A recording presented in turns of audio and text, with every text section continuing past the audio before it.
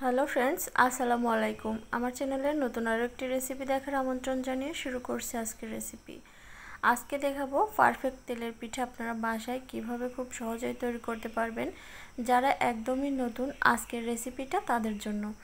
যে সকল ভাইয়েরা প্রবাসে থাকেন অথচ পিঠা খেতে পারেন না, তারাও ইচ্ছে করলে এরকম করে বানিয়ে নিতে পারবেন। এটা একেবারে নো ফেল তেলের পিঠা রেসিপি। যে কেউ চোখ বন্ধ করে এই তেলের পিঠাটা বানিয়ে নিতে পারবে। তো চলুন মূল প্রসেসে চলে যাচ্ছি। প্রথমেই আমি একটা বাটিতে নিয়ে নিয়েছি চিনি, আর তার সাথে দিয়ে দিচ্ছি পরিমাণ মতো পানি।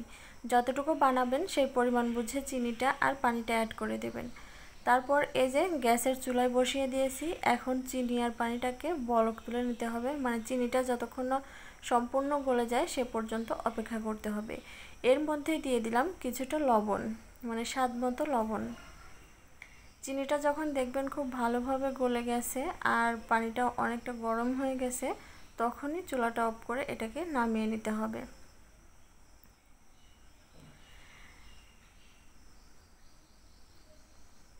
তো পানি গরম হয়ে গেছে আর চিনিটাও অবশ্যই দেখুন গলে গেছে।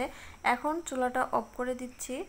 তো চুলাটা অফ করে দেওয়ার পরে এটাকে একটু ঠান্ডা করে নিতে হবে, মানে কুসুম গরমের থেকে একটু বেশি গরম, জাস্ট একটু ঠান্ডা করে নিতে হবে।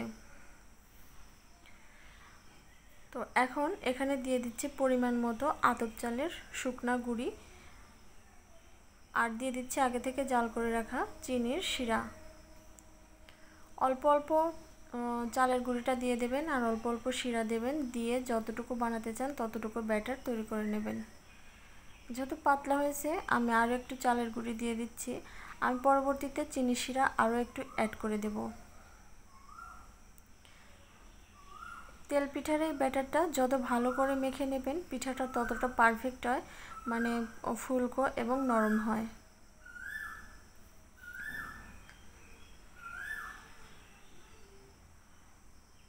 অনেকটা সময় ধরে খুব ভালো করে এটা মিশিয়ে নেবেন। আজকের পিঠাটা তৈরি করছি আমি শুকনা চালের গুঁড়া দিয়ে। এটা বাজার থেকে কিনে আনা শুকনা আতপ চালের গুঁড়ি। আপনারা চাইলে ভেজা চালের গুঁড়িটা দিয়েও এভাবে তৈরি করতে পারবেন, কোনো সমস্যা হবে না। তো দেখতেই পেলেন অল্প অল্প চালের গুঁড়ি আর অল্প অল্প চিনির শিরা দিয়ে আজকের ব্যাটারটা আমি তৈরি করে নিচ্ছি। আমার চ্যানেলে আরও অনেক তেল পিঠার ভিডিও দেওয়া আছে।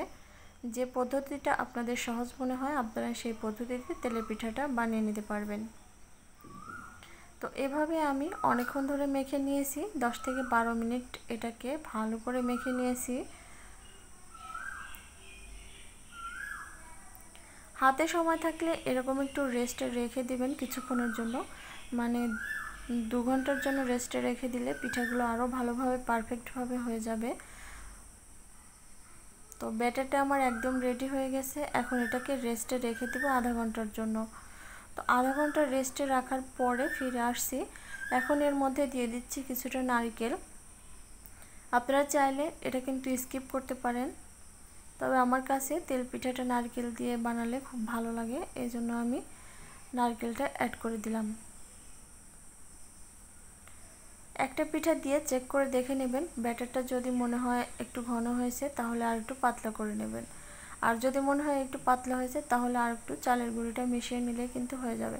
কনসিস্টেন্সিটা দেখে নিশ্চয়ই বুঝতে পারছেন, এরকম হবে। এখন এখানে কড়াইতে পর্যাপ্ত পরিমাণে তেল দিয়ে এর মধ্যে একটা স্টিলের ছোট প্লেট বসিয়ে দিয়েছি। তারপর প্লেটের উপর আমি, মানে প্লেটটা যখন খুব ভালোভাবে গরম হয়ে গেছে তখনই এর মধ্যে আমি ব্যাটারটা ঢেলে দিয়েছি। আপনারা চাইলে স্টিলের প্লেটটা নাও দিতে পারেন, এটা দিলে পিঠাগুলো সমান হয় আর দেখতে খুবই ভালো লাগে, প্রত্যেকটা পিঠাই সমপরিমাণ হবে। এই যে এভাবে ব্যাটারটা ঢেলে দিয়ে তারপরে আস্তে করে নামিয়ে দেবেন।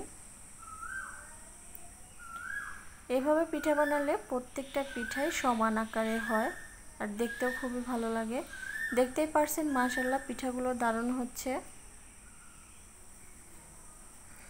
আপনারা চাইলে কিন্তু এভাবে পিঠাগুলো বানিয়ে সহজেই পরিবেশন করে নিতে পারেন।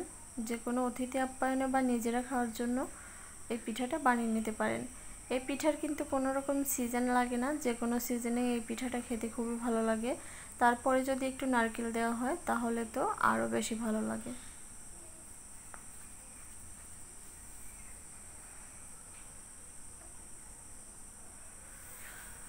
তো একই পদ্ধতিতে আমি সবগুলো পিঠাই তৈরি করে নেব।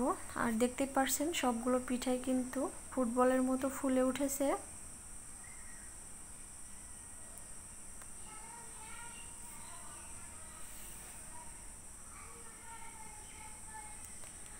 আমার এই আজকের রেসিপিটা আপনাদের কাছে কেমন লেগেছে অবশ্যই কিন্তু কমেন্ট করে জানাবেন।